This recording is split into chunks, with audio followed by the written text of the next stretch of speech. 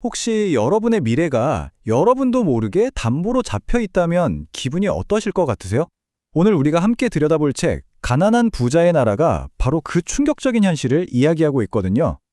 지금부터요, 한 세대를 위한 아주 냉혹하지만 그래서 더더욱 필요한 경제 생존 브리핑을 시작해 보겠습니다.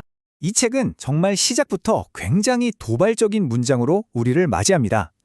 누군가가 축배를 드는 그 순간, 다른 누군가는 평생 갚아야 할 족쇄를 차게 된다는 이 비유. 와, 생각만 해도 좀 아찔하지 않나요? 이 문장 하나에 이 책이 말하려는 세대 간의 비극적인 경제 구조가 그대로 담겨 있는 거죠.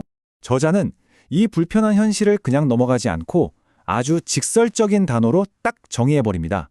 그게 바로 세대 착취예요. 이게 그냥 뭐 단순한 불평등 이런 차원을 넘어서요. 한 세대가 다른 세대를 아주 체계적으로 착취하고 있다는 개념인데 이게 오늘 우리가 나눌 이야기의 핵심 키워드가 될 겁니다. 자, 그럼 이런 암울한 진단 속에서 우리는 대체 어떻게 살아남아야 할까요? 오늘 브리핑에서는요, 먼저 당신의 이름으로 온 청구서라는 현실부터 딱 마주하고 그 다음에 저자가 제시하는 4가지 생존 원칙을 하나씩 파헤쳐 볼 겁니다. 그리고 마지막으로 저자가 남긴 아주 절절한 메시지까지 함께 따라가 보시죠. 네, 첫 번째 이야기입니다. 당신의 이름으로 온 청구서. 저자의 주장은 아주 간단하고 명료합니다. 기성세대가 벌여놓은 화려한 빚잔치가 이제 끝나고 그 청구서가 바로 여러분의 이름으로 날아오고 있다는 거예요. 심지어 동의한 적도 없는 빚인데 말이죠. 이런 좀 절망적인 상황에서 저자가 내놓는 첫 번째 생존 원칙은 충격적일 만큼 급진적입니다. 바로 아무도 믿지 마라. 국가도 사회 시스템도 그 어떤 달콤한 약속도 믿어서는 안 된다는 겁니다. 이 원칙을 딱 받아들이는 순간 우리는 아주 근본적인 질문과 마주하게 되죠. 안전한 노후를 보장하겠습니다. 어려울 때 국가가 지켜드립니다. 이런 약속들 있잖아요. 여러분은 정말 그 약속들을 믿고 내 미래를 온전히 맡길 수 있으신가요? 자, 여기 한번 보세요. 국가가 하는 약속과 저자가 말하는 현실. 이 둘의 차이가 정말 극명하게 보이죠. 국가는 국민연금이 당신 노후를 책임집니다 라고 약속하잖아요. 근데 저자는 아주 단호해요. 그건 그냥 부도수표일 뿐이라고요. 이미 지급이 불가능하다고 예정된 수표라는 거죠. 그래서 저자는 우리에게 구체적으로 3단계 행동 지침을 요구합니다. 먼저 1단계, 국가가 나를 지켜줄 거라는 그 환상부터 깨부셔야 합니다. 그리고 2단계, 국가에 대한 의존도를 제로로 만드는 걸 목표로 삼으세요. 마지막 3단계, 그 누구에게도 기대지 않는 진짜 경제적 독립을 쟁취하라는 겁니다. 자, 이제 두 번째 원칙으로 넘어가 볼게요. 당신의 통화에서 탈출하라. 이 원칙은요, 우리가 피땀 흘려서 번 돈의 가치를 과연 어떻게 지킬 것인가? 여기에 대한 아주 현실적인 해법을 다루고 있습니다. 이 저자의 비유는 정말 소름 돋을 정도로 직설적이에요. 우리가 원화를 쥐고 있는 건 마치 구멍난 독에 계속 물을 붓는 것과 같다고 말하거든요. 가만히만 있어도 내 자산 가치가 줄줄 새어나간다는 뜻이죠. 그럼 이 위기에서 우리를 구해줄 유일한 대안은 뭐냐?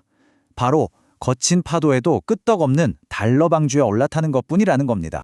그렇다면 그 방주는 대체 뭘로 만들어야 할까요? 저자는 아주 명확한 답을 줍니다. 특정 국가의 경제 상황에 좌우되지 않는 자산들이요. 예를 들면 기축통화인 미국 달러, 세계 경제의 중심인 미국 주식, 그리고 국경 없는 화폐라고 불리는 비트코인 같은 것들이죠. 세 번째 원칙은 한 걸음 더 나아갑니다. 훨씬 과감해지죠. 바로 당신의 출구를 준비하라입니다. 이건 단순히 자산을 다른 나라로 옮기는 걸 넘어서 나 자신을 국경에 얽매이지 않는 글로벌 인재로 만들라는 아주 강력한 요구예요.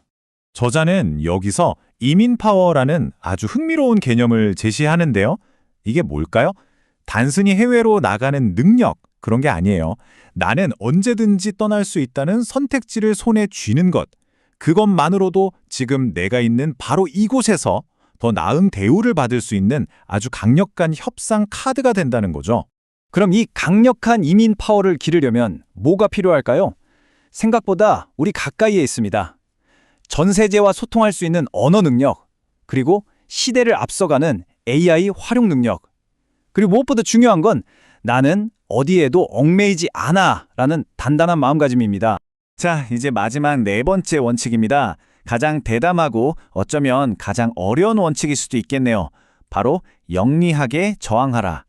저자는 이 부조리한 현실 앞에서 침묵하는 건 결국 공범이 되는 것과 다름없다고 아주 강력하게 경고하고 있어요. 저항이라는 게 뭐 거창한 게 아니라고 해요.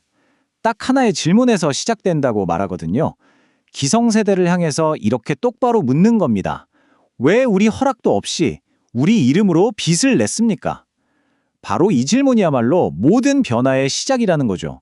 여기서 영리한 저항의 핵심이 드러납니다. 바로 눈앞의 사탕에 속지 말라는 거예요. 당장 손에 쥐어주는 몇 푼의 지원금에 아유 감사합니다 하고 고개 숙이는 대신에 선거 때마다 그래서 누가 우리 세대의 빚을 줄여줄 겁니까? 이 질문을 기준으로 투표하라는 아주 냉철한 요구입니다. 이제 이 책의 마지막 장으로 왔습니다. 미래에게 보내는 편지. 지금까지의 그 냉철한 분석과는 분위기가 좀 달라요. 저자가 마치 인생 선배가 후배에게 말하듯이 아주 개인적이고 절절한 목소리로 우리에게 말을 건넵니다. 편지는 놀랍게도 사과로 시작해요. 미안하다. 우리 세대가 표를 얻으려고 너희들의 미래를 팔아먹었다. 자신의 세대가 저지른 일에 대해서 이렇게까지 솔직하게 고백하고 부끄러워하는 이 문장에서 그 무게가 고스란히 느껴지는 것 같습니다. 그리고 이어서 아주 날카로운 경고를 던지죠. 정부가 주는 그 달콤한 사탕, 그러니까 각종 지원금을 경계하라는 겁니다. 왜냐하면 그 안에는 스스로 살아남으려는 우리의 야성을 마비시키는 독이 들어있다는 거예요. 한마디로 우리를 길들이려는 함정이라는 거죠. 그리고 마침내 저자의 마지막 외침이 터져나옵니다. 맨발로 거친 땅을 딛고 서라. 남이 깔아준 푹신한 양탄자가 아니라 좀 상처나고 아프더라도 너희의 두 발로 너희만의 길을 직접 만들라는 이 강력한 촉구. 이것이야말로 이 가난한 부자의 나라에서 노예가 아닌 주인으로 살아남는 유일한 길이라는 메시지입니다.